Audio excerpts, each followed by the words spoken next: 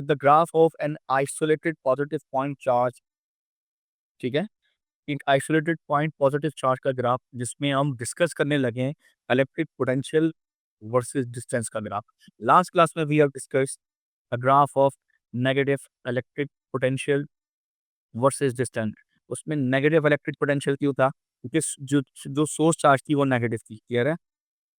थे वहाँ electric potential भी नेगेटिव था और मैंने आपको बताया था कि एक तरह का वेल बन रहा होता है। ठीक है, इफ यू रिमेंबर, तो इस तरह का वेल बन रहा होता है।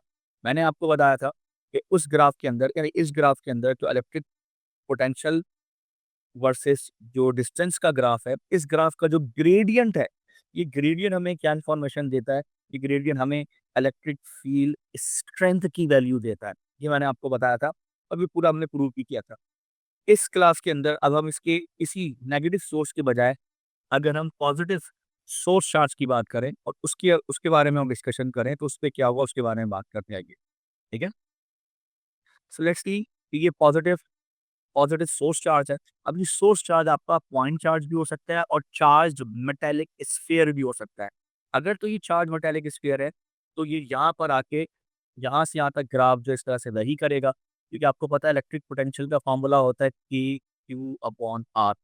सो डी जो है वो आर के साथ इन्वर्सली रिलेट करेगा, यानी जैसे जैसे डिस्टेंस बढ़ता चला जाएगा वैसे वैसे इलेक्ट्रिक पोटेंशियल कम होता चला जाएगा।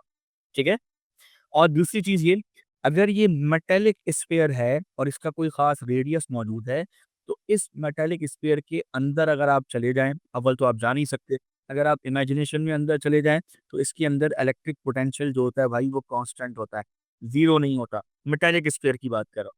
क्यों? क्योंकि इनसाइड दिस मेटालिक स्फीयर जो कि पॉजिटिवली चार्ज है, इसके अंदर इलेक्ट्रिक फील्ड स्ट्रेंथ जीरो होती है। ठीक है, अरे इलेक्ट्रिक फील्ड स्ट्रेंथ इसमें जीरो होगी। ठीक है, ये मैं आपको बता दूं। ठीक है, तो इस जीरो होने की वजह से अब आप फॉर्मूला देखिए, आपने फॉर्मूला पढ़ा है E is equal to delta V upon V. तो चूंकि अंदर इसके अंदर इस ये जो आपका मेटालिक स्फीयर है इसके अंदर इलेक्ट्रिक फील्ड स्ट्रेंथ जीरो होगी, तो डेल्टा वी जो है जो इलेक्ट्रिक पोटेंशियल डिफरेंस है वो भी जीरो होना चाहिए। तो क्रॉस मल्टीप्लाई कीजिए, so delta V is equal to zero आएगा और डेल्टा वी को बोलिए तो V2 minus V1 is equal to zero. So V1 equal to V2।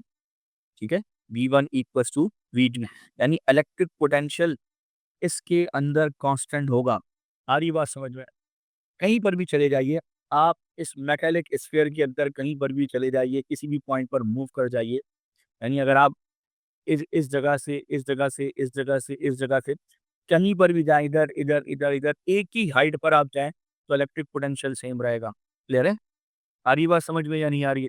यानी मैं अगर आपको समझाऊं, मैं अगर आपको यहाँ समझाऊं, यहाँ देखिए, यानी अगर मैं इसको समझाने की कोशिश करूं, ठीक है, तो आप अगर इस पॉइंट पर खड़े हैं, ठीक है, गौर से सुनिएगा, आप इस पॉइंट पर खड़े हैं या इस पॉइंट पर खड़े हैं या इस पॉइंट पर खड़े हैं, हर जगह पे सेंटर से इक्वल डिस्टेंस पे खड़े हुए हैं।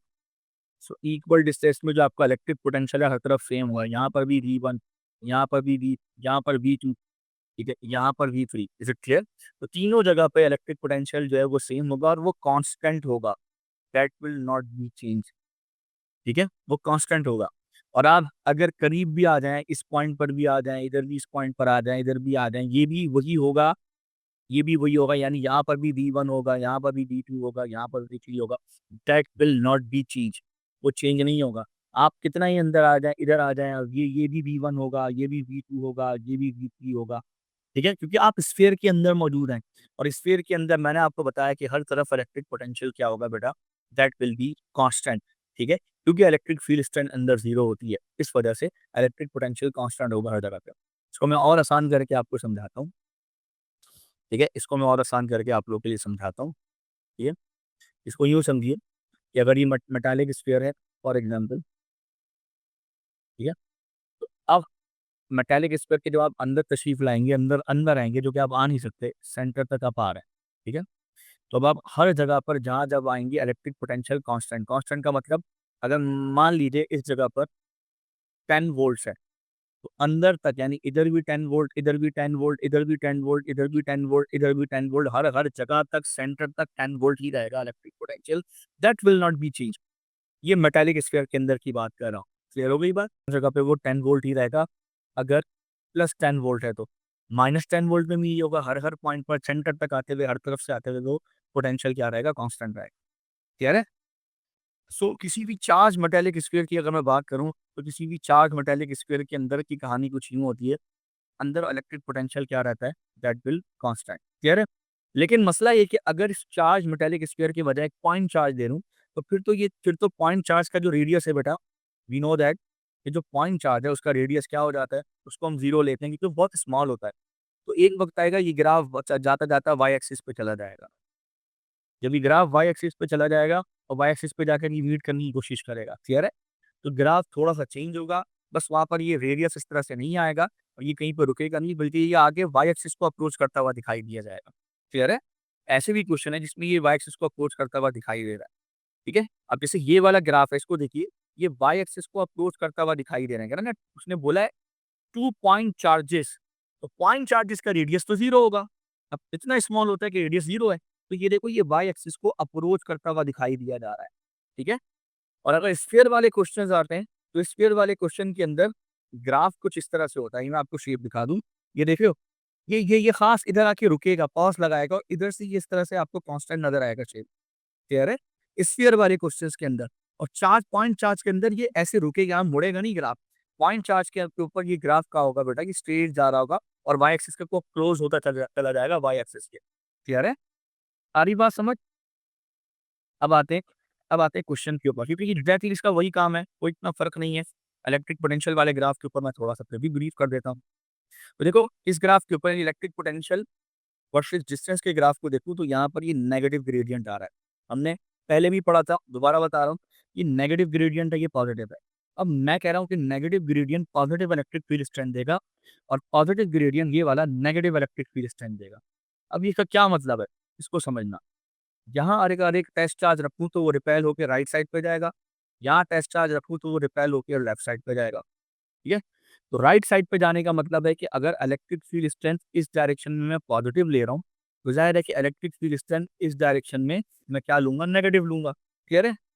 तो अब फिजिकल रियलिटी में एक चार्ज यहाँ पर मौजूद है, तो इसको अगर यहाँ रिपेल कर रहे हो तो इलेक्ट्रिक फील्ड स्ट्रेंथ पॉजिटिव है। यहाँ इसको रिपेल कर रहा है ये, तो इलेक्ट्रिक फील्ड स्ट्रेंथ इसके लिए नेगेटिव है। क्लियर है? आ रही बात समझ? तो अब ग्राफ के ऊपर देखो, ग्राफ के ऊपर ये नेगेटिव ग्रेडियंट है, ये पॉजिटिव ग्रेडियंट है। ठीक है? मैं इसी को भी ले लेता हूँ, लेट्स से कि मैं इस नेगेटिव ग्रेडियंट वाले को ले लेता हूँ। सही है? सो नेगेटिव ग्रेडियंट में मैंने आपको पहले भी बताया था कि नेगेटिव ग्रेडियंट की अगर मैं बात करूँ, ठीक है? तो ये क्या है? ये रन है और ये क्या है? ये राइज़ है। सो देखो, राइज़ में क्या है? डेल्टा वी है, तुम्हारे पास डेल्टा वी होगा और रन में क्या है? तुम्हारे पास डेल्टा आर है। So delta R upon delta we gradient होगा। लेकिन चूँकि ग्रेडियंट आपका नेगेटिव है, इसलिए यहाँ पे एक अदद नेगेटिव साइन है। क्लियर है? तो negative gradient is equals to delta V upon delta R बन रहा है। क्लियर? अब 1 अपॉन डेल्टा आर को एक तरफ कर लो, डेल्टा वी को एक तरफ कर लो, ये पोटेंशियल डिफरेंस है, इसमें रखो के क्यू अपॉन आर, के क्यू अपॉन आर रखो और नीचे जो डेल्टा आर है, वो डेल्टा आर हमने क्या किया था? डेल्टा आर हमने अज़्यूम किया था कि ये है, ये 2 आर माइनस आर कर लो, सिंपल आर बचेगा। क्लियर है? इधर भी एग्ज़ैक्टली यही होगा ना, कुछ भी कर लो, 3v माइनस 2v कर लो, तो यहाँ पर भी एग्ज़ैक्टली ऐसे ही जाएगा। अगर मैं इसको देखूँ, सिर्फ़ समझाने के लिए कह रहा हूँ, ठीक है? तो इसको मैं अगर यहाँ पे 3v कह दूँ, इसको मैं 2v कह दूँ, तो इनका भी डिफरेंस सिंपल v आएगा। ठीक है? तो डेल्टा v की जगह यहाँ पर v आप लिख सकते हो। क्लियर है? सो ये v का फ़ॉर्मूला क्या है? के Q upon R. Charge positive है सोर्स, इसकी मैं यहाँ पे पॉज़िटिव लगा रहा हूँ। क्लियर? मल्टीप्लाई करें, सो यू हैव गॉट के क्यू अपॉन आर स्क्वायर। सो के क्यू अपॉन आर स्क्वायर क्या बनता है? के क्यू अपॉन आर स्क्वायर आपको पता है इलेक्ट्रिक फील्ड स्ट्रेंथ का फ़ॉर्मूला। तो जो भी याद रखना कि जो भी इस ग्राफ का नेगेटिव ग्रेडियंट होगा वो पॉजिटिव इलेक्ट्रिक फील्ड स्ट्रेंथ देगा और अगर पॉजिटिव ग्रेडियंट निकाल लो तो वो नेगेटिव इलेक्ट्रिक फील्ड स्ट्रेंथ देगा। तो ये नेगेटिव इलेक्ट्रिक फील्ड स्ट्रेंथ का मतलब है लेफ्ट साइड पर इलेक्ट्रिक फील्ड स्ट्रेंथ की डायरेक्शन है और पॉजिटिव इलेक्ट्रिक फील्ड स्ट्रेंथ का मतलब है कि राइट साइड पर इलेक्ट्रिक फील्ड स्ट्रेंथ की डायरेक्शन है। क्लियर है? लेकिन मैग्नीट्यूड इलेक्ट्रिक फील्ड स्ट्रेंथ का ही आएगा दोनों केसेस के अंदर, मैग्नीट्यूड इलेक्ट्रिक फील्ड स्ट्रेंथ का आएगा। क्लियर है? समझ आ रही है सबको? जी हिना और हमजा। जी, क्लियर? ये अच्छा, अब आते हैं इसी के 2 चार्जेस के ऊपर, मतलब 2 different unlike charges drop of two unlike isolated point charges हैं, इनकी हम बात कर रहे हैं, ठीक है। सो यू हैव गॉट एक पॉजिटिव सोर्स चार्ज और एक नेगेटिव। अच्छा, ये साइज में जो बड़े मैंने बनाए हुए हैं और साइज में छोटा बनाया हुआ है, इसके दो मतलब है। पहला मतलब ये कि ये दोनों मेटल के स्क्वायर हैं, ठीक है। एक बड़ा मेटल का स्क्वायर है तो उसपे ज़्यादा चार्ज है पॉजिटिव, एक छोटा साइज़ में छोटे एरिया का मेटल का स्क्वायर है तो इसमें कम नेगेटिव चार्जेस है। एक तो ये, यानी दोनों सूरतों में इसका बड़ा होना और इसका छोटा होना, इसका मतलब ये है कि इस पे पॉजिटिव चार्जेस ज़्यादा एक्यूमुलेटेड है, ठीक है, ज़्यादा जमा है, और इस पे नेगेटिव चार्जेस कम एक्यूमुलेटेड है, कम जमा है। एक तो ये मतलब है, और ये मेटल का स्क्वायर है, एक एक तो ये मीनिंग है, ठीक है। अगर तो ये मेटल के स्फीयर है तो ये यहाँ पर आके रुकेगा और यहाँ से अंदर जो है वो इसका क्या बनेगा, एक हॉरिजॉन्टल लाइन होगी जो कांस्टेंट पोटेंशियल को शो करेगी, तो ये उसके ये इनसाइड मेटल स्फीयर होगा। अगर तो ऐसा है, ठीक है। अगर ये मेटल का स्फीयर है तो अंदर एक हॉरिजॉन्टल लाइन मिलेगी आप। लेकिन अगर ये मेटल का स्फीयर नहीं और पॉइंट चार्जेस है, तो फिर ये लाइन आपको कहाँ मिलेगी, वाई एक्सिस पे आगे जाके टच करती हुई मिलेगी, यानी उसको अप्रोच करती हुई मिलेगी। टच नहीं भी करे तो ये आगे जाके वाई एक्सिस को अप्रोच करती हुई मिलेगी, और ये आगे जाके ये भी वर्टिकल एक्सिस को अप्रोच करती हुई मिलेगी। क्लियर है?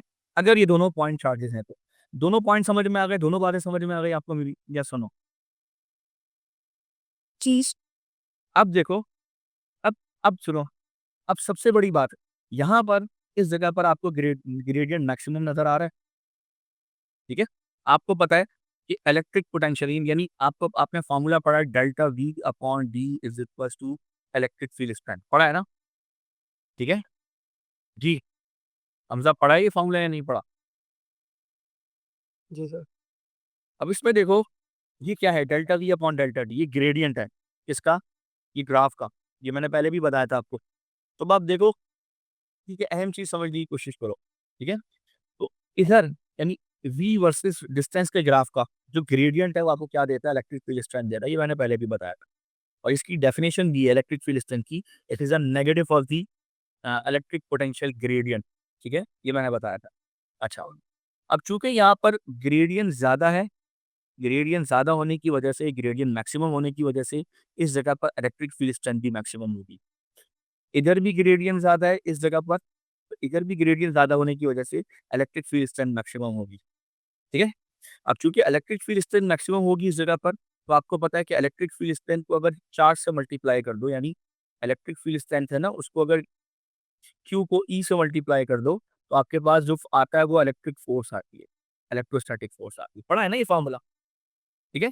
सो अब आप सुनो, जब ग्रेडियंट मैक्सिमम होगा तो इलेक्ट्रिक फील्ड स्ट्रेंथ मैक्सिमम होगी, यानी E की वैल्यू मैक्सिमम होगी। चार्ज तो कांस्टेंट है। जब E की वैल्यू मैक्सिमम होगी, तो इलेक्ट्रिक फोर्स भी मैक्सिमम होगी, ठीक है? ये देखो फोर्स मैक्सिमम है, और चूँकि चार्ज पार्टिकल पे लगने वाली एक ही फोर्स होती है यहाँ पर, ठीक है? जो कि डोमिनेंट होती है। सो फोर्स मैक्सिमम होने की वजह से आपको पता है कि ये यही रिजल्टेंट फोर्स बन जाएगी, और एक्सेलरेशन भी मैक्सिमम होगी। अब कैसे? इसको समझो। मैंने उस वक़्त भी आपको बताया था पिछले केसेस के अंदर कि जब मैं यहाँ पर एक टेस्ट चार्ज रखूँ, और से सुनना, यहाँ पर एक टेस्ट चार्ज रखूँ ऐसे, तो टेस्ट चार्ज क्या करेगा, टेस्ट चार्ज जो है वो ये रिपेल करेगा, और ये और रिपेल करने की वजह से ये राइट साइड पे मूव करना शुरू करेगा, और ये वाला जो चार्ज है नेगेटिव वाला, ये इसको अट्रैक्ट करेगा, इसलिए ये और राइट साइड पे मूव करेगा, ठीक है? तो पॉजिटिव इस टेस्ट चार्ज को क्या करेगा, इसको रिपेल करेगा, राइट पे फेंकेगा, और नेगेटिव इसको अट्रैक्ट करेगा और राइट पे लेके जाएगा। क्लियर है? ये मैंने बताया था। क्लियर? यस और नो बेटा बताना ज़रा मुझे। इसका मतलब ये हुआ कि जब ये चार्ज इधर कहीं मौजूद होगा, इधर से आगे चलेगा, तो इस पे सिर्फ़ एक फ़ोर्स लग रही होगी, वो लग रही होगी इलेक्ट्रिक फ़ोर्स, ठीक है? यानी ये वाली फ़ोर्स, ये इलेक्ट्रिक फ़ोर्स लग रही होगी, और इलेक्ट्रिक फ़ोर्स इसकी रिजल्टेंट फ़ोर्स हो जाएगी। रिजल्टेंट फ़ोर्स होती है एमए के इक्वल। देखो, इस जगह पर तुम गौर से देखो, इस जगह पे ये क्या है, ग्रेडियंट क्या दे रहा है? Delta V upon delta are, gradient आपको क्या दे रहा है? इलेक्ट्रिक फील्ड स्ट्रेंथ दे रहा है ना? इस ग्राफ का ग्रेडियंट इलेक्ट्रिक फील्ड स्ट्रेंथ दे रहा है। तो जितना बड़ा ग्रेडियंट होगा, जितना ज़्यादा ग्रेडियंट होगा, उतना ज़्यादा इलेक्ट्रिक फील्ड स्ट्रेंथ की वैल्यू होगी, यस और नो? इसका मतलब है, यहाँ ग्रेडियंट ज़्यादा है, और यहाँ भी ग्रेडियंट ज़्यादा है, लेकिन यहाँ ग्रेडियंट कम हो रहा है, यहाँ भी ग्रेडियंट कम है, यस और नो? ये इसका मतलब है कि चूँकि इस एरिया में ग्रेडियंट ज़्यादा है, इस एरिया में ग्रेडियंट ज़्यादा है, तो इन दोनों एरिया में इलेक्ट्रिक फील्ड स्ट्रेंथ भी ज़्यादा होगी, यस और नो?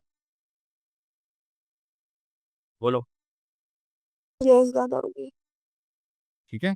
सो इधर ग्रेडियंट मैं लिख देता हूँ यहाँ पे। तो यहाँ पे ग्रेडियंट ज़्यादा है, जिसकी वजह से इलेक्ट्रिक फील्ड स्ट्रेंथ ज़्यादा है। और इलेक्ट्रिक फील्ड स्ट्रेंथ का में जो वो अगर चार्ज से मल्टीप्लाई करते हैं तो इलेक्ट्रिक फोर्स आती है। ये मैंने पहले भी बताया था, अगर नहीं याद है तो क्यू तो W is equal to M G से कंपेयर करो। क्यू क्या है? मास है। क्यू की जगह मास, ई की जगह जी, और ये फोर्स ऑफ ग्रेविटी की डब्ल्यू। ठीक है। पूरा इसकी जगह रिप्लेस कर दो तो मैं समझ में आ जाएगा। ये फॉर्मूला मैंने 20 दफ़ा पढ़ा है। ठीक है। सो अगर इलेक्ट्रिक फील्ड स्ट्रेंथ ज़्यादा होगी, ये ज़्यादा होगी, तो इलेक्ट्रिक फोर्स भी ज़्यादा होगी। तो देखो इलेक्ट्रिक फोर्स जो है वो ई से लिखते हैं, ये भी ज़्यादा है।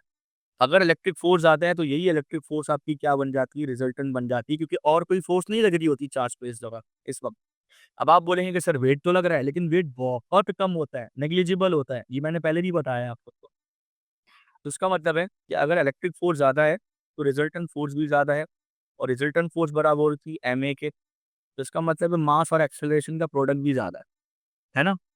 लेकिन मास तो कांस्टेंट होता है, इसका मतलब है क्या चीज़ इंक्रीज़ हो जाती है? ग्रेडियंट ज़्यादा होने से एक्सेलरेशन इंक्रीज़ होती है। तो इनिशियली जब चार्ज पार्टिकल, ये वाला चार्ज पार्टिकल जब यहाँ करीब में होता है और यहाँ से धक्का खा रहा होता है, तो शुरू में इसकी एक्सेलरेशन सबसे ज़्यादा होती है, सबसे ज़्यादा एक्सेलरेशन होती है। आई बस फिर बीच में थोड़ी कम हो जाती है। बीच में कम क्यों हो जाती है? क्योंकि बीच में इसका ग्रेडियंट भी तो कम हो रहा है। ये देखो ग्रेडियंट कम है, यहाँ ग्रेडियंट कम है। फिर दोबारा एक्सेलरेशन बढ़ जाती है, क्योंकि यहाँ पे ग्रेडियंट ज़्यादा है। तो फिर ये चार्ज पार्टिकल जैसे-जैसे बीच में आता है, एक्सेलरेशन कम हो जाती है, और जैसे ही करीब जाता है तो उसकी एक्सेलरेशन क्या हो जाती है? बढ़ जाती है दोबारा से। क्लियर है? आ रही बात समझ? Yes sir. चलें आगे? ठीक है ना? क्लियर है? समझ आया? जी सर। ये मैंने सब लिखा हुआ भी है नीचे। ये देखो पॉइंट ए से लेकर बी तक का सारी इन्फॉर्मेशन लिख दी है। देखो पॉइंट ए से पॉइंट टी तक की अगर बात करें, तो ग्रेडियंट जो है वो यहाँ पर शुरू में ज़्यादा है, और फिर आहिस्ता-आहिस्ता डिक्रीज़ हो रहा है। तो शुरू में ज़्यादा है, तो शुरू में इस जगह की अगर मैं बात करूँ तो एक्सेलरेशन ज़्यादा है, इनिशियल एट पॉइंट ए पे। और ए से जैसे ही टी की तरफ आ रहा है तो ग्रेडियंट डिक्रीज़ हो रहा है। ग्रेडियंट डिक्रीज़ होने की वजह से इलेक्ट्रिक फील्ड स्ट्रेंथ भी डिक्रीज़ हो रही है, फोर्स डिक्रीज़ हो रही है, रिजल्टेंट फोर्स डिक्रीज़ हो रही है, एक्सेलरेशन डिक्रीज़ हो रही है। क्लियर है? स्पीड तो बढ़ेगी लेकिन एक्सेलरेशन डिक्रीज़ होगी। ठीक है? और फिर ई से अगर देखा जाए अगेन बी तक, यानी बी वाले पॉइंट तक आने के लिए अगेन ग्रेडियंट इंक्रीज़ हो रहा है, तो इलेक्ट्रिक फील्ड स्ट्रेंथ इंक्रीज़ होगी। ठीक है? इसका मतलब इलेक्ट्रिक फोर्स इंक्रीज़ होगी, रिजल्टेंट फोर्स इंक्रीज़ होगी, इसका मतलब एक्सेलरेशन इंक्रीज़ होगी। क्लियर है? और दोनों सूरतों में, चाहे वो ए से यानी पॉइंट ए से बी की तरफ आए या पी से वो चाहे बी की तरफ आए, तीनों सूरतों के अंदर उसकी वेलोसिटी हमेशा इंक्रीज़ ही होगी। कुछ भी कर लो, वेलोसिटी इनकी इंक्रीज़ होगी, स्पीड इसकी इंक्रीज़ होगी। क्लियर है? आ रही समझ?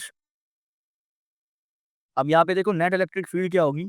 अगर मैं नेट इलेक्ट्रिक फील्ड की बात करूँ, तो दोनों सेम डायरेक्शन में E1 और E2 सेम डायरेक्शन में। ये चार्ज पार्टिकल है ना, ये यहाँ से यहाँ जा रहा है। 2 इलेक्ट्रिक फील्ड है, दोनों सेम डायरेक्शन में। यानी ये इसको रिपेल करके इधर भेज रहा है, इसकी E1 है, और ये जो नेगेटिव चार्ज है ये अट्रैक्ट करके लेके आ रहा है, इसकी E2 है, दोनों सेम डायरेक्शन में, तो रिजल्टेंट इलेक्ट्रिक फील्ड तो ऐड हो जाएगी। ठीक है? लेकिन अगर मैं इलेक्ट्रिक पोटेंशियल की बात करूँ, तो मैं अगर इस पॉइंट पे इलेक्ट्रिक पोटेंशियल निकालना चाहूँ, तो इलेक्ट्रिक पोटेंशियल 0 होगा। ये देखो ग्राफ का ग्रेडियंट डिक्रीज़ हो रहा है, तो इस पॉइंट पर रिजल्टेंट या नेट इलेक्ट्रिक पोटेंशियल 0 हो जाएगा। ठीक है? तो इस इलेक्ट्रिक पोटेंशियल का मतलब ज़ाहिर है मैं बारहा बता चुका हूँ कि इन्फिनिटी से लेके आना उसे अपनी फील्ड के अंदर या बाहर लेके जाना और उस दौरान उस पे एनर्जी लगाना, उसके पे कूलम्ब चार्ज पे एनर्जी लगाना, this is called electric potential. ठीक है? तो इसका मतलब ये हुआ कि अब इलेक्ट्रिक पोटेंशियल क्या होगा भाई, इस पॉइंट पर 0 हो जाएगा। ये एक नल पॉइंट है। क्यों 0 हो जाएगा आप देख लीजिए। ठीक है? इस चार्ज पर गौर से सुनिएगा, इस चार्ज पर इस इस मेटालिक स्फीयर या इस पॉजिटिव सोर्स चार्ज की वजह से जो इलेक्ट्रिक पोटेंशियल होगा वो V1 होगा। और इस चार्ज पर इस नेगेटिव नेगेटिव जो सोर्स चार्ज है इसकी वजह से जो इलेक्ट्रिक पोटेंशियल होगा वो माइनस का V2 होगा। क्लियर है? तो अब टोटल इलेक्ट्रिक पोटेंशियल निकालना है, अगर टोटल इलेक्ट्रिक पोटेंशियल निकालना है तो इसको और इसको सम कर दो। तो इस पॉइंट पर दोनों की वैल्यू सेम हो जाती है, तो रिजल्टेंट 0 हो जाता है। कहानी खत्म। क्लियर है? और आई तो रिजल्टेंट इलेक्ट्रिक पोटेंशियल इस पॉइंट पर क्या होगा, या नेट इलेक्ट्रिक पोटेंशियल इस पॉइंट पर क्या होगा? 0 होगा। क्लियर? समझे? चलें, आगे चलें, बढ़ें, क्वेश्चन की तरफ चलें? आप लोग कोशिश करें कि जल्द से जल्द जो है वो कॉपी पेस्ट करने की कोशिश करें। जी, क्वेश्चन क्या है?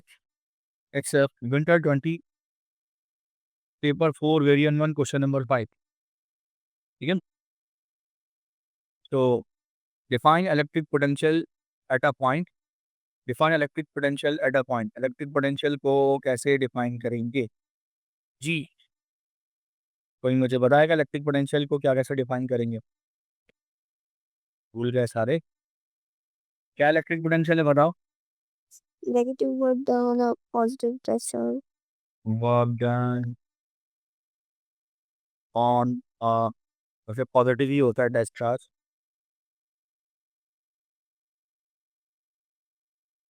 You bring it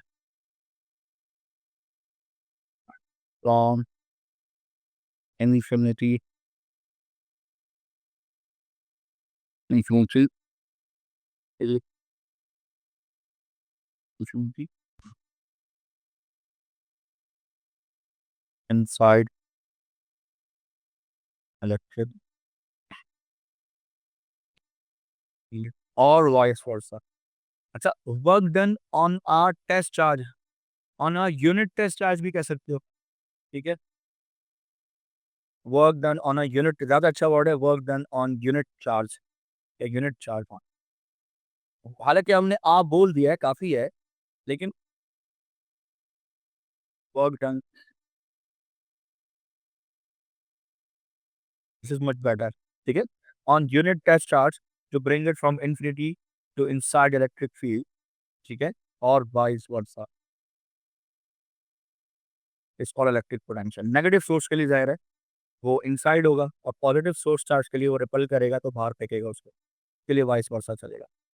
2 point charges A and B are separated by a distance of 12 centimetre, ठीक है? तो कह रहा है कि 12 सेंटीमीटर की सेपरेशन है।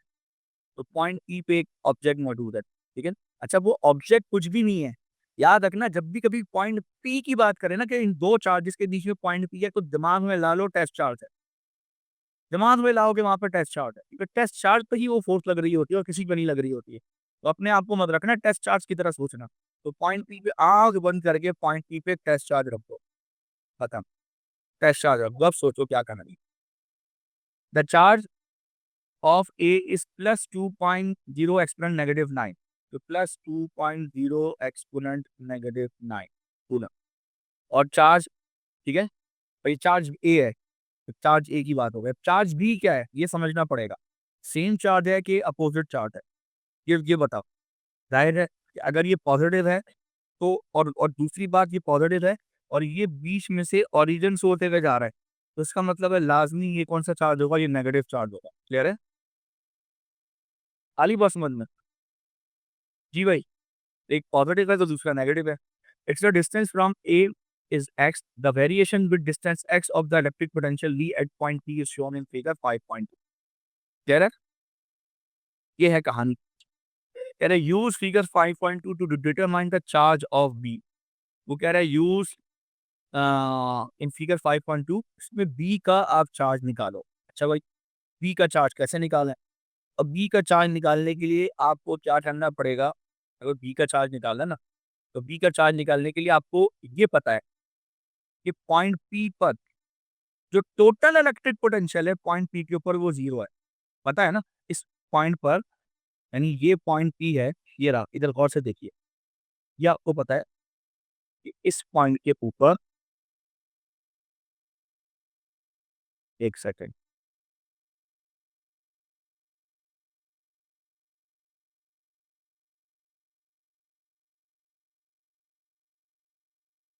ठीक है, इस पॉइंट के ऊपर आपका जो टोटल इलेक्ट्रिक पोटेंशियल है भाई वो जीरो है। पता है आपको ये बात? यहाँ पर इस जगह के ऊपर आपको पता है इलेक्ट्रिक पोटेंशियल जीरो है, रिजल्टेंट इलेक्ट्रिक पोटेंशियल इस पॉइंट के ऊपर जीरो है। पता है ना आपको? अब रिजल्टेंट इलेक्ट्रिक पोटेंशियल कैसे आता है इस पॉइंट के ऊपर? आपको पता है दोनों जगह की इलेक्ट्रिक पोटेंशियल को सम कर दीजिए, उनका सम क्या हो जाएगा? जीरो हो जाएगा। क्लियर है नहीं क्लियर है? जी बच्चों, ये बताइए चीजें नहीं पता आपको, अभी थोड़ी देर पहले बताया था ना। इस पॉइंट पर जो रिजल्टेंट इलेक्ट्रिक पोटेंशियल है दोनों इलेक्ट्रिक पोटेंशियल का क्या होगा, सम होगा। क्लियर है? और वो 0 आएगा इस पॉइंट के ऊपर। यस और नो? Yes. तो इसका मतलब है इस पॉइंट पर 0 है। अब क्या करेंगे, अब आप V1 plus V2 is equal to 0। V1 का फॉर्मूला क्या है, KQ1 अपॉन R1। ठीक है? फिर अब V2 कितना है, K negative Q2 upon R2 is equal to 0। K common लेके काट दूं, कोई इतराज तो नहीं किसी को? K कॉमन लेके कैंसिल कर दूं, K यहाँ से कॉमन लेके वहां ले आके डिवाइड करा दो। सही है? अब Q1 क्या है, Q1 चार्ज 1, ये Q1 है और ये जाहिर है कि Q2 है। ठीक है? अच्छा, Q2 को मैं नेगेटिव नहीं दे रहा, मैं पहले से ही नेगेटिव लेके बैठ गया हूँ, फायदा नहीं है। वो आखिर में खुद ही नेगेटिव निकल के आएगा तो टेंशन फ्री हो जाएगा। ठीक है? सो Q1 की वैल्यू कितनी है, 2 एक्सपोनेंट नेगेटिव 9 कूलम। सो Q1 कर लो, Q है 2.0 into 10 power negative 9 divided by R1। R1 कौन सा डिस्टेंस है भाई, R1 ये यहाँ से लेकर, R1 यहाँ से लेकर यहाँ तक का डिस्टेंस है 4 सेंटीमीटर तक, ये R1 है। और बाकी डिस्टेंस जो है वो जो आखिर तक है ना, यहाँ पे जहाँ ये एंड हो रहा है, ये यहाँ से लेकर ये 4 तक का जो बाकी का डिस्टेंस है ये आपका R2 हो जाएगा। क्लियर है? ये डिस्टेंस R1 हो जाएगा और बाकी का डिस्टेंस R2 हो जाएगा। तो पहले तो आप यहाँ पे नीचे लिख दें 4। ठीक है भाई, लिख देंगे, ये हो जाएगा 4, 4 इंटू 10 की पावर नेगेटिव 2। सही है? समझ आ रही है बात? ठीक है? उसके बाद ये पूरी वैल्यू को उठा के उधर ले जाइए, तो ये हो जाएगा इक्वल टू, ये हो जाएगा क्या, negative of Q2 upon R2। अब टोटल डिस्टेंस 12 सेंटीमीटर है। सही है? तो 11 तक का ग्राफ बनाया हुआ है इन लोगों ने, 11 तक का ग्राफ बनाया हुआ है। ठीक है, अच्छी बात है, 11 तक का ग्राफ बनाया हुआ है, लेकिन टोटल डिस्टेंस जो है वो कितना है, 12 है। तो हम 12 से ही काउंट करेंगे बाकी का डिस्टेंस। क्लियर? हमें जो डिस्टेंस काउंट करना है वो 12 से ही करना है। ठीक है भाई, हमने पूरा डिस्टेंस जो है वो काउंट करना है वो 12 से। तो देखो ये 12 है, ये 4 है। So 12 minus 4 is equal to 8 centimetre. तो देखो ये 8 सेंटीमीटर का, तो R2 की वैल्यू 8 हो गई, R1 4 हो गया। तो आपने यहाँ पे क्या रखना है, 8, यहाँ पर भी कर लो इसको 8.4.0। ठीक है भाई? ठीक है? अब तो हो ही गया, क्वेश्चन ही सॉल्व हो गया। 4 1 जा 4, 4 2 जा 8, इससे ये दोनों कट गए, 2 वहाँ चला जाएगा। तो Q2 की वैल्यू हो जाएगी नेगेटिव 4 एक्सपोनेंट नेगेटिव 9 कूलम। समझ में आ रही बात? Yes, sir. ये नेगेटिव साइन का मतलब है, ये जो दूसरा जो पॉइंट बी जो है, या जो चार्ज है, सेकंड चार्ज है, जो अनदर चार्ज है वो नेगेटिव है। क्लियर है? आ रही बात समझ? सर मुझे समझ नहीं आया, हमने 12 सेंटीमीटर क्यों लिया? हाँ, इसी की डिस्टेंस गिवन है, 12 सेंटीमीटर गिवन है। उसने बोला है कि टोटल ये दोनों ए और बी का सेपरेशन 12 सेंटीमीटर है, लेकिन ग्राफ उसने कहाँ तक का दिया हुआ है, उसने 11 सेंटीमीटर तक का दिया है। क्लियर है? इसलिए ये चार्ज तो निकाल लिया आपने, कितना है, नेगेटिव 4.0 इंटू 10 की power negative 9 coulomb. Negative sign का मतलब है चार्ज जो है नेगेटिव नेचर का है। ठीक है? The change in electric potential when point P moves from the position, ठीक है, where X is equal to 9 centimetre to the position where X is equal to 3 centimetre. वो कह रहा है कि क्या निकालना है आपने, ये बड़ी अहम बात है, इनकी पावर कह रहा है 9। ये जब 9 नेगेटिव साइन का होता है, चार्ज जो इंडिविजुअल पे ये पॉइंट पी मूव कर गया, ये बड़ी गहरी बात है। Change in electric potential when point P, अब देखो सब मिटा रहा हूँ, फ्रॉम द पोजीशन, ठीक है, वेयर एक्स कहाँ से इक्वल टू सेंटीमीटर, जब पॉइंट पी कहाँ से position where X is equal to degree का चेंज निकालो। चेंज का मतलब वो कह रहा है डेल्टा वी निकालो। डेल्टा निकालने की बात कर रहा है, मेरी बात ध्यान से सुनो। Calculate the delta we in electric potential when point P moves from the position where x is equals to 9.0 centimeter to the position where x is equals to 3 centimetre. ठीक है? वो कह रहा है कि पॉइंट P जो है वो 9 सेंटीमीटर से 3 सेंटीमीटर पे मूव कर रहा है। क्या मतलब? मतलब ये कि मैं इन सबको मिटा रहा हूँ पहले। अब समझो। देखो, पॉइंट पी का मतलब होता है एक टेस्ट चार्ज। जब भी कभी वो 2 चार्ज के बीच में कोई point A, B, C, D, E, F, G कुछ भी रहे, इसका मतलब है टेस्ट चार्ज है। वो कह रहा है कि अगर ये टेस्ट चार्ज को पहले उसने रखा था 9 सेंटीमीटर में, 9 सेंटीमीटर कहाँ होगा? ठीक है? 1, 2, 3, 4, 5 ये रहा 9 सेंटीमीटर, ठीक है? ये 9 सेंटीमीटर है। वो कह है कि इस 9 सेंटीमीटर से उठाकर उसे कहाँ ले गया? 3 सेंटीमीटर तक। अब 3 कहाँ है? 1, 2, 3, 4, 5 ठीक है? ये मैं बना दूँ।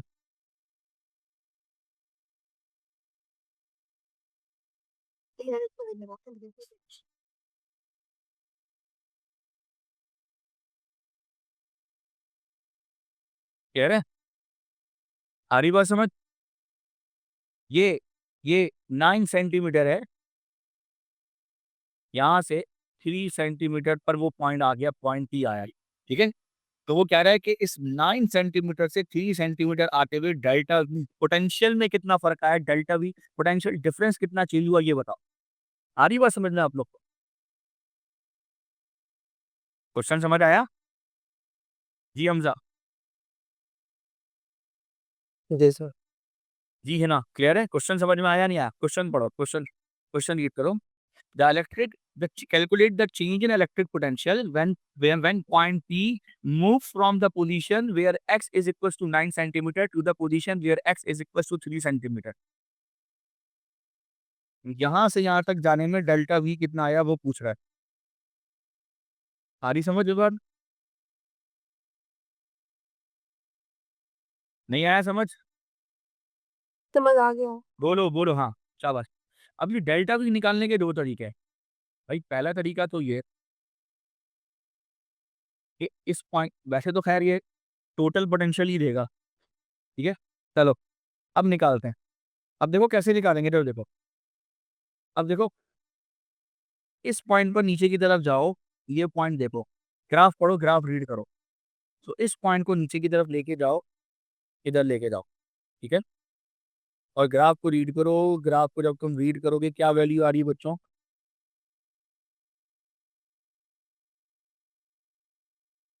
माइनस का 10 आ रही है?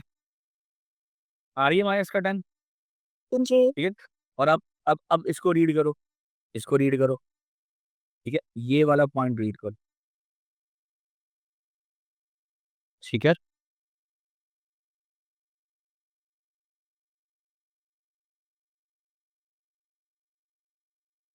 ये रीड करो।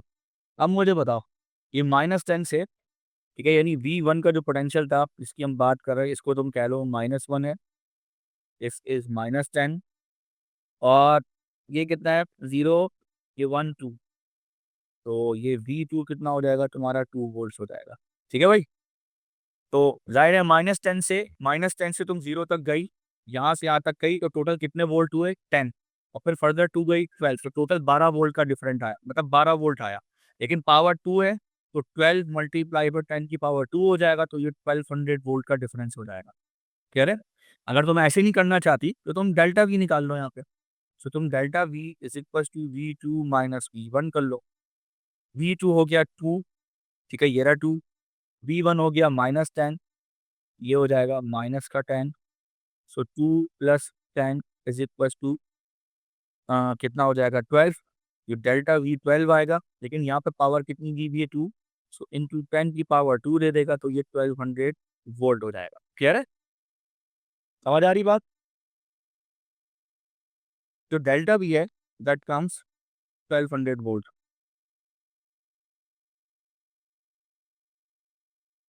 जी, क्लियर है?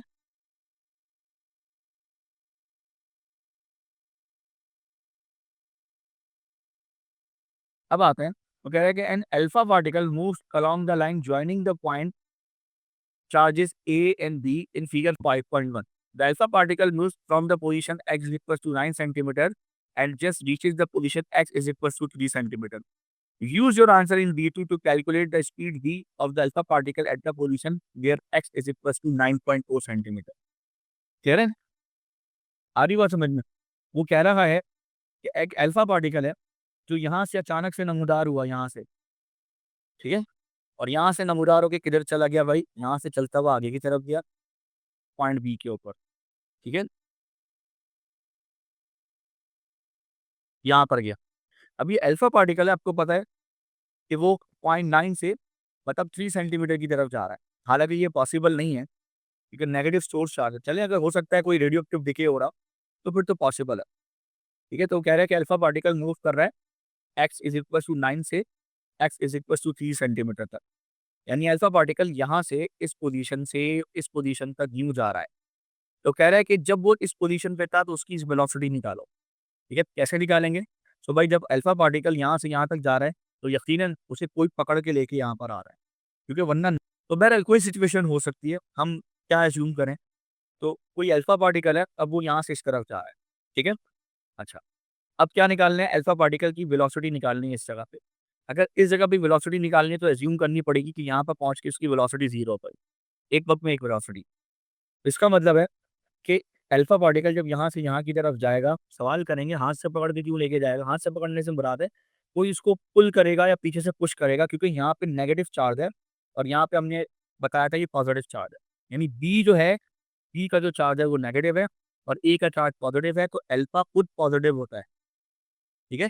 तो इसका मतलब है कि अल्फा नेगेटिव से नेगेटिव के अपोजिट जा रहा है और पॉजिटिव के करीब जा रहा है, तो जाहिर सी बात है कोई तो करेगा उस पे। तो अल्फा पार्टिकल पे क्या हो रहा है? अंडरस्टूड है, वर्क डन हो रहा है और जितना वर्क डन हो रहा है उसकी काइनेटिक एनर्जी वो कन्वर्ट हो रहा है, अंडरस्टूड है, ठीक है। अल्फा पार्टिकल को कोई जो लेके जा रहा है यहाँ पे, यहाँ वो उस पर वर्क कर रहा है, ठीक है, और वर्क कर रहा है तो उसकी काइनेटिक एनर्जी में कन्वर्ट हो रहा है। आप चेंज इन काइनेटिक एनर्जी भी कह सकते हैं। तो इलेक्ट्रिकल वर्क डन होता है क्यू इंटू डेल्टा वी, और चेंज इन काइनेटिक एनर्जी आपको पता है हाफ एम फाइनल का स्क्वायर माइनस इनिशियल का स्क्वायर कर लें हम, ठीक है। आप फाइनल जीरो कंसीडर कर भी रहे हैं तो इट्स ओके, कोई मसले वाली बात नहीं है। तो फिर पोटेंशियल आपका नेगेटिव होगा, तो अल्टीमेटली दोनों तरफ से जो है वो आपको फ़ायदा ही फ़ायदा है। तो ये मास है, तो जीरो का स्क्वायर माइनस का यू का square, so Q into negative delta V कर लें। नेगेटिव से नेगेटिव ये कट जाएगा, इधर से नेगेटिव कैंसिल हो जाएगा, सो ये क्यू इंटू डेल्टा वी, ठीक है, Q Q into delta V upon M होगा और यहाँ से ये इनिशियल वेलोसिटी होगी और इसका स्क्वायर रूट आ जाएगा, ख़त्म। तो आप सारी वैल्यूज़ को सब्स्टिट्यूट करा दीजिए, बताइए क्या आ रहा है? 2 इंटू अल्फ़ा का चार्ज कितना होता है? अल्फ़ा का चार्ज जो है वो, चूँकि ना अल्फ़ा पे जो चार्ज होता है वो +2 होता है, ठीक है? तो इलेक्ट्रॉन का चार्ज 1.6 होता है तो इसका डबल होगा, 3.2 इंटू 10 की power minus 19 multiply by 1200 volt है, डिवाइडेड बाय मास कितना है अल्फ़ा का? वो 4 एटॉमिक मास यूनिट होता है, 4 atomic mass unit multiply by, और 1 एटॉमिक मास यूनिट जो होता है 1.66 इंटू 10 की पावर नेगेटिव 27 केजी पर एटॉमिक मास होता है। ये कैंसल कर दीजिए, बाकी सॉल्व कीजिए और जो इनिशियल वेलोसिटी है वो आप बता दीजिए कितनी है। 3.4 times 10 power 4. 3 point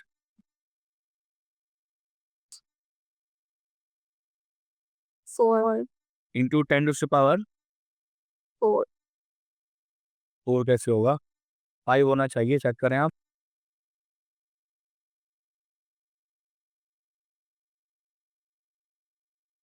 square root लिया,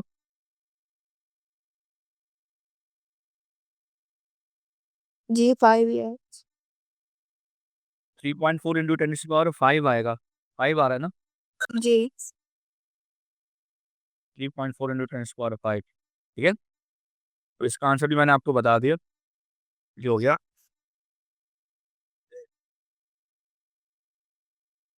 ठीक है। अब वही है, इलेक्ट्रिक पोटेंशियल है, लेकिन अब जाहिर है कि दो दो पॉजिटिव सोर्स चार्जेस है, दो पॉइंट चार्जेस भी हो सकते हैं जो मेटालिक स्फीयर भी हो सकते हैं, दोनों पॉजिटिव चार्जेस भी हो सकते हैं, क्लियर है, और दोनों नेगेटिव भी हो सकते हैं। तो देखिए अब क्या करेंगे, बीच में अगर टेस्ट चार्ज रखेंगे तो ये भी रिपेल करेगा, ये भी रिपेल करेगा, तो कोई बीच में एक नल पॉइंट आएगा जहाँ पे लाजमी लाजमी इलेक्ट्रिक फील्ड स्ट्रेंथ जीरो होगी, लेकिन पोटेंशियल जीरो नहीं होगा, पोटेंशियल जीरो नहीं होगा, याद रखिएगा। सो यहाँ से देखिए, यहाँ पे ग्रेडियंट ज़्यादा है, फिर यहाँ से ग्रेडियंट आहिस्ता आहिस्ता कम हो रहा है, फिर देखिए यहाँ पे ग्रेडियंट फिर अगेन बढ़ रहा है, तो यहाँ पे सबसे ज़्यादा ग्रेडियंट है और फिर ग्रेडियंट कम हो रहा है। ग्रेडियंट ज़्यादा होने का मतलब है यहाँ पे इलेक्ट्रिक फील्ड स्ट्रेंथ ज़्यादा है, फोर्स ज़्यादा है रिजल्टेंट, तो एक्सेलरेशन ज़्यादा है शुरू में। फिर आहिस्ता-आहिस्ता यहाँ से यहाँ तक आते हुए ग्रेडियंट कम हो रहा है, तो ज़ाहिर है इलेक्ट्रिक फील्ड स्ट्रेंथ कम हो रही है, फोर्स कम हो रही है, एक्सेलरेशन कम हो रही है। फिर यहाँ पे मिनिमम एक्सेलरेशन इस पॉइंट पर होगी, मिनिमम एक्सेलरेशन इस पॉइंट पर होगी, ठीक है? याद रखिएगा। सारी बात समझ में क्यों? क्योंकि इस पॉइंट के ऊपर ग्रेडियंट 0 है।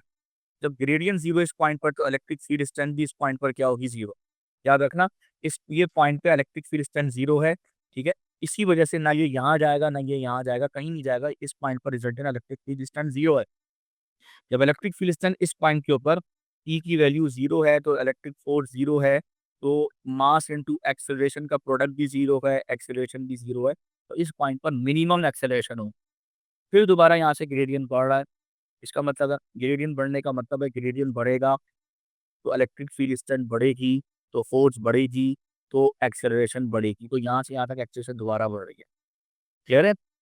बेसिकली डिसेलरेशन बढ़ रही है, एक्सेलरेशन बढ़ रही है लेकिन इन अपोजिट डायरेक्शन। क्यों? क्योंकि यहाँ पे ग्रेडियंट नेगेटिव है, यहाँ ग्रेडियंट पॉजिटिव है। ये नेगेटिव ग्रेडियंट आपको इलेक्ट्रिक फील्ड स्ट्रेंथ इस डायरेक्शन में दे रहा है, याद रखिए। और ये जो पॉजिटिव ग्रेडियंट है वो इलेक्ट्रिक फील्ड स्ट्रेंथ इस डायरेक्शन में दे रहा है। इसका मतलब जब आप यहाँ पे थे, इस वाले पार्ट में थे, यानी जब आप यहाँ से लेकर यहाँ आ रहे थे, तो आपकी जो इलेक्ट्रिक फील्ड स्ट्रेंथ है ये वाली, ये आपको रिपेल करके इधर फेंक रही थी, दूर भगा रही थी। लेकिन जैसे ही आपने ये हिस्सा क्रॉस किया, अब ग्रेडियंट चेंज हुआ। सो ग्रेडियंट चेंज होने का मतलब ये हुआ कि अब ग्रेडियंट इस तरह से चेंज हो गया। ग्रेडियंट चेंज होने का मतलब ये हुआ कि अब इलेक्ट्रिक फील्ड स्ट्रेंथ की जो डायरेक्शन है, वो रिवर्स हो गई, अपोजिट डायरेक्शन में हो। ठीक है भाई? अब वो अपोजिट डायरेक्शन में हो गई, तो इलेक्ट्रिक फोर्स की डायरेक्शन भी अपोजिट हो गई, तो एमए के प्रोडक्ट की डायरेक्शन भी अपोजिट हो गई, तो एक्सीलरेशन की डायरेक्शन भी अपोजिट हो गई। तो आप जा ऐसे रहे हैं, लेकिन एक्सीलरेशन की डायरेक्शन यूँ है, इसका मतलब ज़ाहिर है ये डिसेलरेशन है, रिटार्डेशन है। तो यहाँ से लेकर यहाँ तक आप रिटार्डेशन फ़ील करेंगे, ठीक है? यानी कि आप टेस्ट चार्ज हैं, यहाँ से चले, इसने रिपेल किया, आगे गए, आगे गए, आगे गए। यहाँ सेंटर पे पहुँचने के बाद यहाँ तक तो आपकी एक्सेलरेशन डिक्रीज़ हो रही है। अब यहाँ से आगे जा रहे हैं, तो अब ये आपको दूर फेंक रहा है, ऐसे पुश कर रहा है, जिसकी वजह से आप डिसेलरेट कर रहे हैं, आपकी स्पीड बढ़ रही है, ठीक है? लेकिन एक्सेलरेशन 0 हो रही है। फिर आप ज़ाहिर है इधर करीब आएँगे, एक जगह आके पॉज़ लगा देंगे, बिल्कुल स्टॉप करेंगे। फिर हो सकता है ये वापस फेंके, इधर लाए, फिर ये आए, फिर ये आए। करते-करते एक वक़्त आएगा, आप इक्विलिब्रियम मेंटेन कर जाएँगे बीच में, रुक जाएँगे। वो जहाँ रुकेंगे आके, वो ज़ाहिर है ये पॉइंट P होगा। यहाँ पे electric field strength, net electric field strength 0 है। क्लियर है? आ रही बात समझ? क्लियर है, नहीं क्लियर है बेटा? हेलो? जी सर, क्या है? अब इसका क्वेश्चन है, winter 18 paper 4 variant 2 question number 6, ठीक है? मैं तो कहूँगा भाई ये ट्राई करना। Winter 18 paper 4 variant 2 question number 6। पहले क्वेश्चन निकाल लो अपने पास। Work done, work done on a unit positive cash charge to bring it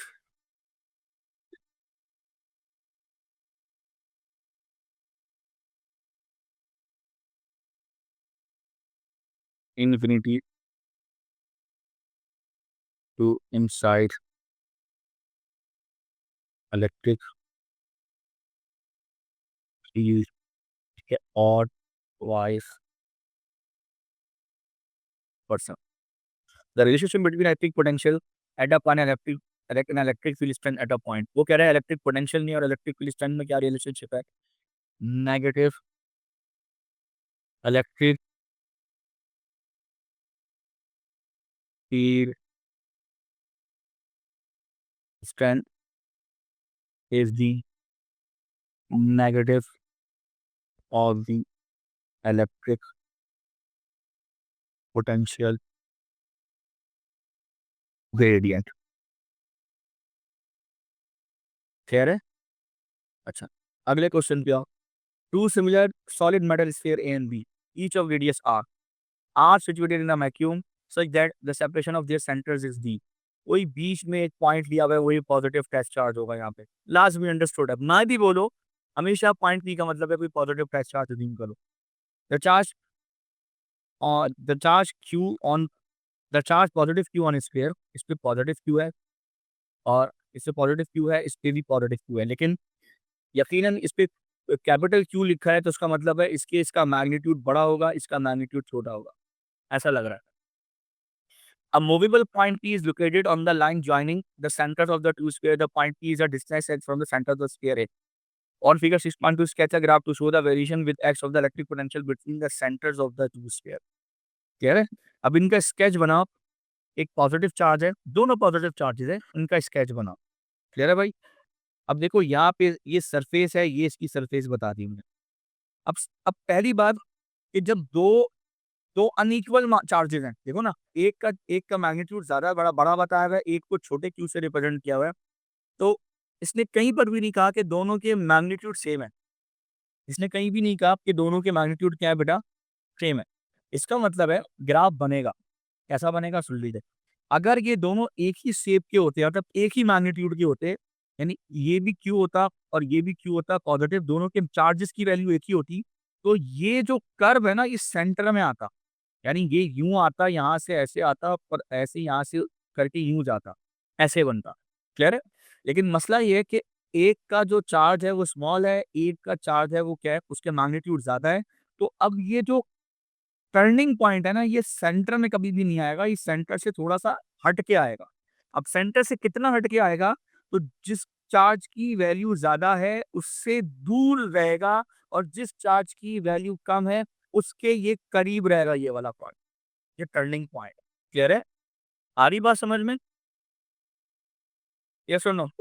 So, दूसरी चीज, इसकी जो हाइट है, ये पॉजिटिव चार्ज की इसकी हाइट, क्योंकि इसका चार्ज ज्यादा है तो इसका पोटेंशियल भी ज्यादा है, और जो छोटा चार्ज है स्मॉल क्यू, इसका इसका इसकी हाइट है वो भी कम रहेगी, यानी इसकी हाइट ज्यादा होगी और इसकी हाइट कम रहेगी। तीसरी बात ये कि अंदर, यानी मेटल स्फीयर के अंदर इलेक्ट्रिक पोटेंशियल कांस्टेंट होगा। ये तीन बातों का ध्यान रखना कर्व बनाते हुए। चौथी चीज, ये कभी ये इसको इसको टच नहीं करेगा, ठीक है? एक्स एक्सिस को टच नहीं करना चाहिए, ठीक है? अगर बहुत ही दूर है तो फिर टच कर जाएगा, लेकिन जाहिर है वो इतनी दूर नहीं है, करीब करीब है, तो जाहिर है वो टच नहीं करेगा, ठीक है? तो ग्राफ बनाते हैं, तो यहाँ से कोई पॉइंट ले लेते हैं, और है भी सेम डायरेक्शन में।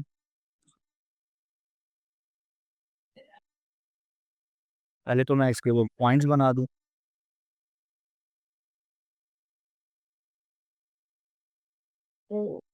पहले तो इसके पॉइंट्स बना दूं, ठीक है भाई?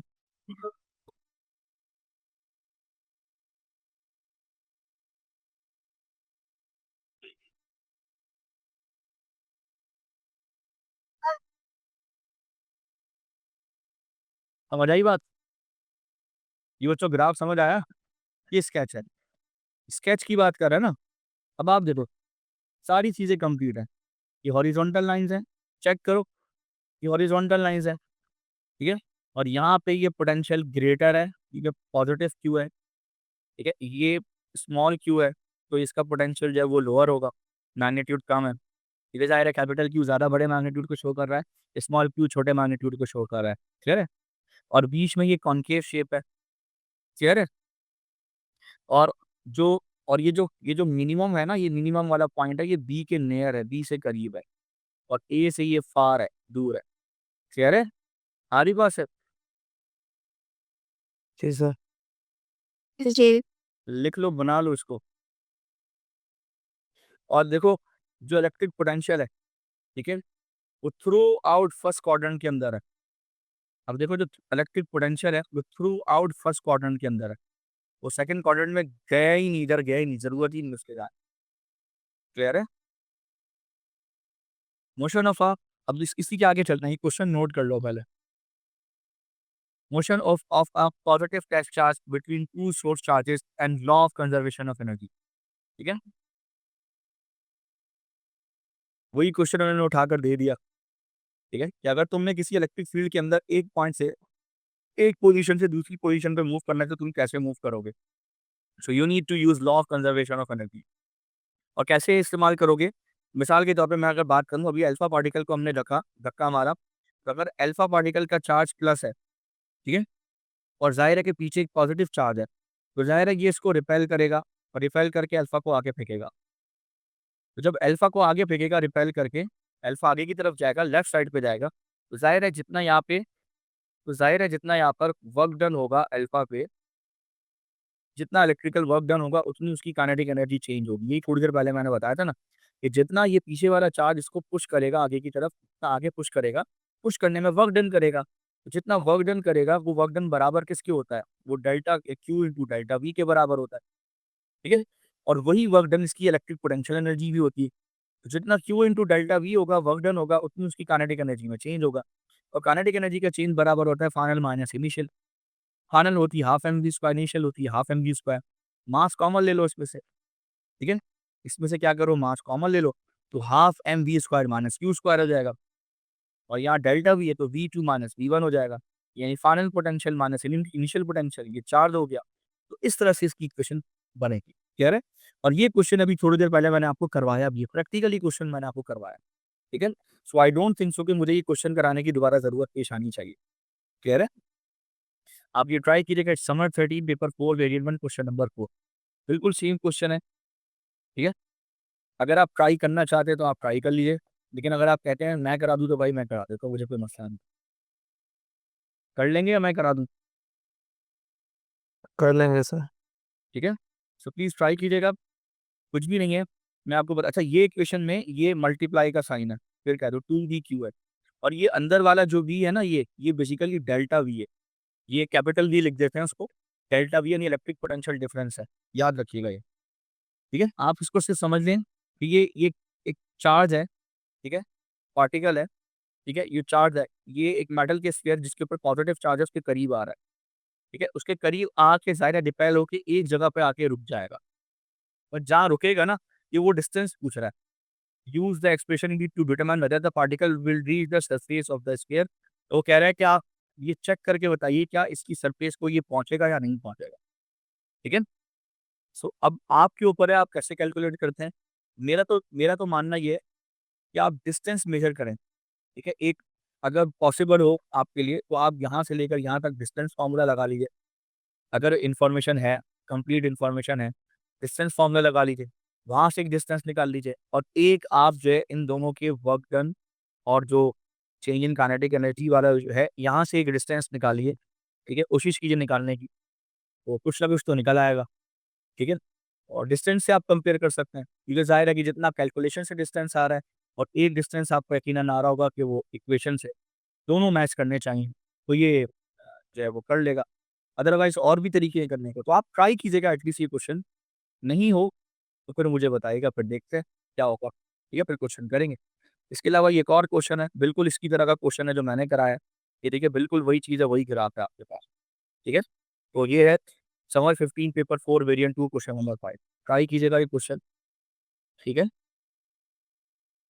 क्लियर है? अब आगे चलते हैं। ये पूरा वही क्वेश्चन है, सही है? तो टाइम वेस्ट किए बिना फिर हम आगे की तरफ मूव करते हैं। में इसने वर्क डन कितना किया, ये कैसे कैलकुलेट करोगे? ये एक सवाल है। सो ए से लेकर बी तक आने में जो वर्क डन है, ठीक है? वो कैलकुलेट करने का तरीका है। वो तरीका ये है कि सबसे पहले ए पर, अब वर्क डन कैसे कैलकुलेट करोगे? वर्क डन का फॉर्मूला होता है Q इंटू डेल्टा वी। और डेल्टा वी में क्या लिखोगे तुम? V A minus v P. तुम्हें पहले ए पे पोटेंशियल चाहिए होगा, फिर बी पे पोटेंशियल चाहिए होगा। पहले ए का पोटेंशियल चाहिए होगा, फिर बी का पोटेंशियल चाहिए होगा। अब ए का पोटेंशियल कैसे निकालोगे? तो ये देखो, इधर मैं ज़ूम कर रहा हूँ। अब ए के पोटेंशियल के लिए तुमने सबसे पहले जब जिस वक़्त चार्ज इस पॉइंट पर था, उस पॉइंट पर इसका टोटल पोटेंशियल निकालना है। यानी इस पॉइंट पर इस सोर्स चार्ज की वजह से जो इलेक्ट्रिक पोटेंशियल है और इसी पॉइंट के ऊपर इस बी की वजह से जो इलेक्ट्रिक पोटेंशियल है, ये दोनों इलेक्ट्रिक पोटेंशियल ऐड अप करोगे इसमें। और जब ऐड अप करोगे तो जो रिजल्ट आएगा तुम्हारा वो VA आएगा इस पॉइंट पर टोटल पोटेंशियल आएगा। ठीक है? फिर तुम यहाँ से चार्ज ए जो है रिपेल करके बी तक चला गया और यहाँ से सेंटर से आगे इनर्शिया की वजह से गया है। ठीक है? यहाँ जाके कहीं रुकेगा। अब पॉइंट बी के ऊपर भी तुमने 2 पोटेंशियल निकालोगे। पॉइंट बी पे जब ये पहुँचेगा तो ए की वजह तो इस सोर्स की वजह से पोटेंशियल और पॉइंट बी पर इस सोर्स चार्ज की वजह से पोटेंशियल। सो दोनों पोटेंशियल यानी V3 एक V3 कर लो, ये V3 हो जाएगा, ये 4, ये दोनों पोटेंशियल इसमें ऐड हो जाएँगे। फिर पॉइंट बी पर भी तुम्हारे पास पोटेंशियल आएगा। ठीक है। सो अब ए और बी का डिफरेंस लोगे डेल्टा वी और इसे चार्ज से मल्टीप्लाई कराओगे तो वर्क डन आएगा। क्लियर है? आ रही बात समझ? क्लियर है बच्चों? ठीक है। जी सर। अब जरा मैं करवा के दिखाता हूँ, इधर देखो। ये एक क्वेश्चन है, ये समर 10 है, ये लास्ट क्वेश्चन है चैप्टर का, chapter and. Summer 10 paper 4 variant 3 question number 4। 2 point charges A and B each have a charge of plus 6.4 exponent negative 19 coulomb. They are separated in a vacuum by a distance of 12.0 micrometer. ठीक है। अब देखो ये बड़ी गहरी बात है, दोनों पॉजिटिव चार्ज हैं और दोनों की सेम वैल्यू है और दोनों को लाइन कनेक्ट कर रही है जिसमें पॉइंट पी और क्यू है। ठीक है। अब कह रहा है कि इस पे पॉइंट पी है जो कि 3 माइक्रोमीटर दूर है और पॉइंट क्यू जो है वो दूसरे चार्ज से 3 माइक्रोमीटर दूर है। सबसे पहले तो कह रहा है कि calculate the force of repulsion between between the charges A and B. तो फोर्स ऑफ रिपल्जन तो कोई मसले वाली बात ही नहीं है, तो आराम से निकाल रहे हैं आप। फॉर्मूला क्या है? F is equal to k q one q two upon r square. तो के कितना है? 8.99 into 10⁻9 multiply by q one कितना है? 6.4 इंटू 10⁻−19 है, दूसरा भी 6.4 इंटू 10⁻−19। ठीक है। सो डिवाइडेड बाई, तो डिवाइड किससे करेंगे भाई आप? डिवाइड करेंगे उनके दरमियान का जो डिस्टेंस है वो 12 माइक्रोमीटर है। 12 इंटू 10⁻⁻6 का स्क्वायर। ठीक है भाई सर। तो आप बताइए आंसर कितना आ रहा है उधर? 2.6 इंटू 10⁻⁻17 इतना ही आ रहा है या राउंड ऑफ किया है? जी सर, मैंने राउंड ऑफ किया। ठीक है। तो 2.56 है 3 सिग्निफिकेंट फिगर में, अदरवाइज 2.6 है 2 सिग्निफिकेंट फिगर में। Explain with why without any calculation when a small test charge is moved from point P to Q the net work done is 0। क्यों? वो कह रहे हैं बिना किसी उसके बताओ कि बिना किसी कैलकुलेशन के एक पॉइंट चार्ज अगर मैं कहाँ रख दूं? P पे रख दूं, यानी इधर एक टेस्ट चार्ज रख दूं और वो P से Q की तरफ आए तो नेट वर्क डन 0 होगा। क्यों? क्यों? वो कह रहे हैं कि अगर इस टेस्ट चार्ज यहाँ से लेकर Q तक आए तो नेट वर्क डन 0 होगा। क्यों होगा? चाचा उसकी वजह ये है कि पॉइंट पी पे जो पोटेंशियल लोगे ना तुम, पोटेंशियल एट पॉइंट पी, ठीक है, वो कैसे निकालोगे? गौर से सुनना। तुम निकालोगे बी का पोटेंशियल इस जगह पर, फिर ए का पोटेंशियल इस जगह पे, दोनों को करोगे ऐड। यस और नो? यस और नो? आ रही बात समझ में? पहले तुम इस पे पोटेंशियल निकालोगे फिर क्यू पे निकालते, ऐसे ही करते ना, फिर दोनों का डिफरेंस लेके मल्टीप्लाई करते क्यू से तो वर्क डन आता। वर्क डन कैसे निकालते तुम? वर्क डन निकालते क्यू इंटू डेल्टा वी। तुम क्यू को मल्टीप्लाई कराते v v q minus v p से, ऐसे ही करते। तुम सबसे पहले बताओ तुम निकालते वी क्यू, वी क्यू तुम निकालते कैसे? और वी पी भी निकालते, तो वी क्यू तो ये रहा। तुम वी पी कैसे निकालते पहले तो ये बताओ। तुम वी पी निकालने के लिए बी का पोटेंशियल इस जगह पे, ए का पोटेंशियल इस जगह पे निकालते, दोनों को ऐड करते हैं। कैसे? तुम निकालते v b plus v a, और वी बी कितना होता? K Q upon r. ये आर कौन सा? R p b. ठीक है। और यहाँ पर चार्ज कौन सा लगाते? बी वाला। फिर के क्यूब अपॉन आर, कौन सा लगाते डिस्टेंस? ये वाला। ये क्या? आर पी के, यही लगाते? लगाते नहीं लगाते? यही सब लगाते, दोनों को ऐड करते। दोनों को ऐड करने के बाद तुम्हारे पास टोटल पोटेंशियल आ जाता पी के ऊपर। यही बात है, ऐसे ही मैं गलत तो नहीं कह रहा। ठीक है। अब तुम खुद देखो, खुद देखो, के और के कांस्टेंट है, ये जो क्यू बी की वैल्यू वही क्यू ए की वैल्यू है। यस और नो? जवाब देना मुझे। ठीक है। ये पी से लेकर बी तक का डिस्टेंस जो है ये 9 माइक्रोमीटर है। ऐसे ही है। ये आपका 9 आता, ये आपका 3 आता। यस और नो? आता? आता? ठीक है। यहाँ तक कोई प्रॉब्लम समझ आ रही है ना? समझ आ रही है? तुम यही करते हैं ना, तुम यही करते हैं। अब जरा पोटेंशियल क्यू पे देखो। पोटेंशियल उसमें उसमें क्या होता? अब तुम्हें क्यू पे पोटेंशियल निकालना तो पहले बी की वजह से यहाँ निकालते और ए की वजह से यहाँ निकालते। अब ए की वजह से निकालो और या बी की वजह से, पहले बी की वजह से निकालो, तो बी अपॉन ए क्यू बी अपॉन यहाँ अप क्यू पे, तो नीचे क्या होता आर क्यू बी प्लस के क्यू ए अपॉन आर। अब इसका पोटेंशियल, इस पे पोटेंशियल इसकी वजह से निकालो, तो आर क्या हो जाता है क्यू ए, ऐसे ही होता। अब देखो, अब देखो, इसका के सेम था, इसका चार्ज सेम था, इसका चार्ज सेम था। ये डिनोमिनेटर का गेम समझना। यहाँ पर P से लेकर B तक का जो डिस्टेंस था, थोड़ा सा और डिस्टेंस बढ़ा देता। यहाँ P से लेकर B तक का जो डिस्टेंस था ना, P से लेकर B तक का डिस्टेंस, ये डिस्टेंस, ये था 9 माइक्रोमीटर। अभी सिर्फ 9 लिख रहा हूँ। P से लेकर A तक का जो डिस्टेंस था वो था 3 था। ऊपर की सारी चीजें सेम थी।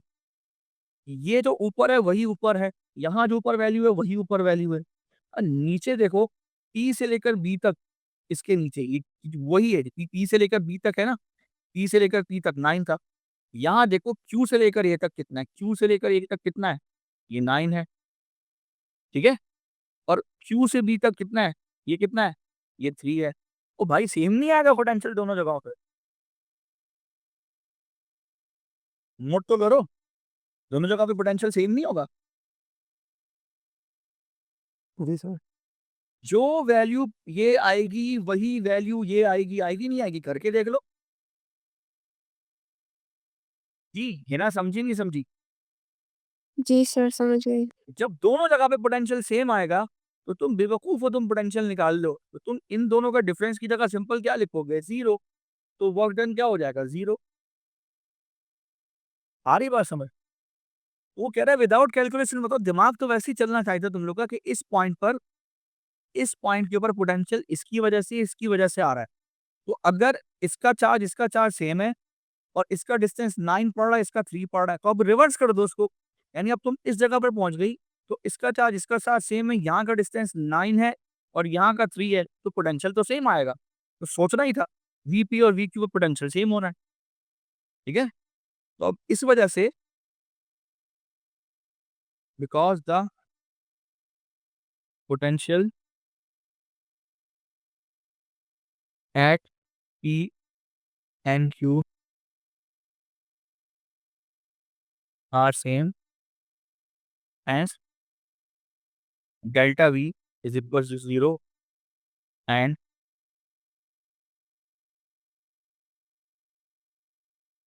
आ रही है बात समझ, क्लियर। अब वो कह रहा है calculate the work done by an electron moving from mid point of line A B to point P. देखो कितनी बड़ी बात बोली है। अब उसने बोला कि यार एक इलेक्ट्रॉन पकड़ो जो मिड पॉइंट से चल रहा हो और पॉइंट कहाँ तक चले, मिड पॉइंट से पॉइंट पी तक मूव करे, ठीक है। ये मिड पॉइंट का मतलब है इलेक्ट्रॉन यहाँ पे नमूदार हुआ है, यहाँ।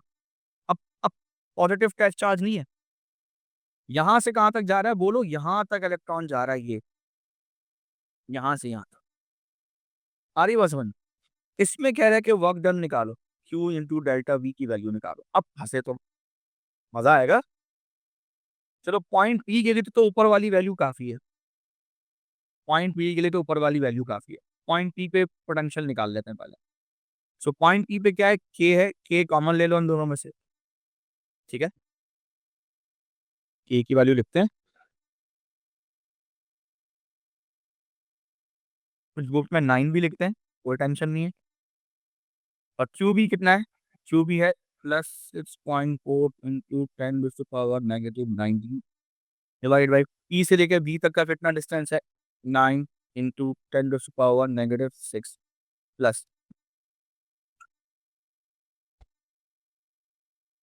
बी कितना है, +6.4 इंटू 10⁻⁻90 डिवाइडेड बाई, ठीक है, 3 इंटू 10⁻⁻6। आ रही है बात समझ में।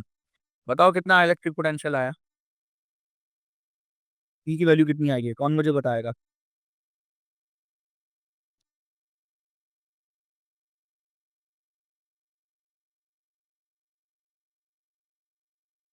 जी हमजा, है ना, कुछ कर रही हो नहीं कर रही? कर रही हूँ सर।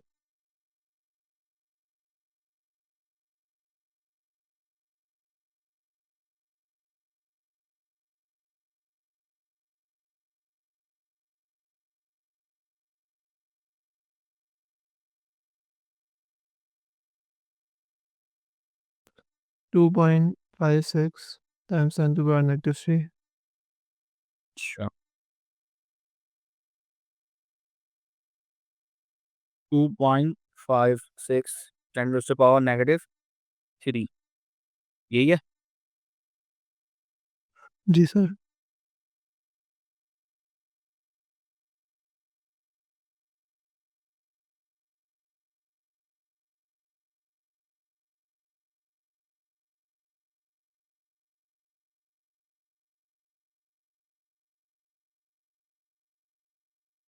ठीक है, ये आ गया। अच्छा अब निकालना है मिड पॉइंट पर पोटेंशियल, इस जगह पे पोटेंशियल। तो इस जगह पे जो भी पोटेंशियल होगा इधर से निकाल लो, इधर से निकाल लो, जो भी पोटेंशियल है उसको डबल कर दो, डायरेक्ट कर लो। डबल भी कर सकते हो, डबल करने से टाइम सेव हो जाएगा, ठीक है? नहीं करना चाह रहे तो वो भी मत करो, कोई टेंशन नहीं।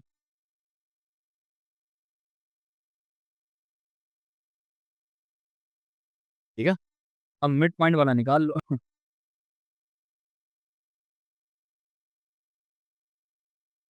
तो अब आपने मिड पॉइंट पे पोटेंशियल निकालना है तो वीएम कर लो, ठीक है? तो वीएम निकालना है, तो वीएम पे दो तरफ से पोटेंशियल बनेगा, यहाँ से भी, यहाँ से भी। सबसे पहले ए से देख लो, तो ए का कितना है? के q a divided by r, यानी मिड पॉइंट को एम ले लो। सो आर है ई एम हो जाएगा, प्लस के क्यू बी अपॉन आर, और नीचे क्या हो जाएगा? बी से लेकर एम तक का डिस्टेंस। तो ये दोनों डिस्टेंसेस तो सेम ही होंगे ना, मिड वे तो 6 बनेगा, ये भी 6 माइक्रोमीटर बनेगा। तो बेहतर है अब आप वैल्यू लिखें और उसके बाद दोनों को ऐड ही कर दें। तो के के क्यू ए क्यू बी दोनों की वैल्यू सेम है, तो दोनों की जगह यानी q a is equal to q b is equal to plus 6.4 into 10⁻⁻⁹ में दोनों की वैल्यू सेम है, तो दोनों की वैल्यू को सेम ले लो, बेहतर है। ठीक है, और दोनों को ले लो क्या, के क्यू, ए और बी की जगह सिंपल क्यू ले लो उसको। सो के क्यू प्लस के क्यू, नीचे का डिस्टेंस इसको भी आर ले लो, इसको भी आर ले लो, क्योंकि ये दोनों सेम है, आर ए एम और आर बी एम ये सेम है, तो इनको आर ले लो। सो ये 2 into k⁴ r हो जाएगा। सो 2 multiply by 8.99 into 10⁻⁹ 9 multiply by plus का, ठीक है, 6.4 इंटू 10⁻⁻⁻19 डिवाइडेड बाई क्या हो जाएगा, डिस्टेंस कितना मिड पॉइंट, 6 इंटू 10⁻⁻⁻4। जी कितना आया जरा बताइए, क्या वैल्यू आ रही है? 1 9 जी 1.91 इंटू 10⁻⁻ कितना, -3 वोल्ट। क्लियर है? अब आपको वर्क डन निकालना है, सो कैलकुलेट कर लो। So work done is equal to Q into delta. So Q 1.6 into 10⁻⁻90, और डेल्टा वी में ज़्यादा वैसे कम वाले की तरफ कर लो। तो 2.56 वाला पोटेंशियल जो है वो करीब में ज़्यादा है, सो जाएगा 2.56 इंटू 10⁻⁻³ माइनस 1.91 इंटू 10⁻⁻3। ठीक है, कीजिए और प्लीज मुझे बताइए क्या आंसर है। वॉर्डन कैलकुलेट करो, बताओ कितना आ रहा 1.04 times 10 power -22. है? 22, ठीक है, जूल। 1.04 है तो जाहिर है सिग्निफिकेंट फिगर में, तो सिग्निफिकेंट फिगर है 1 इंटू 10⁻22 हो जाएगा, ये तो -22। क्लियर है?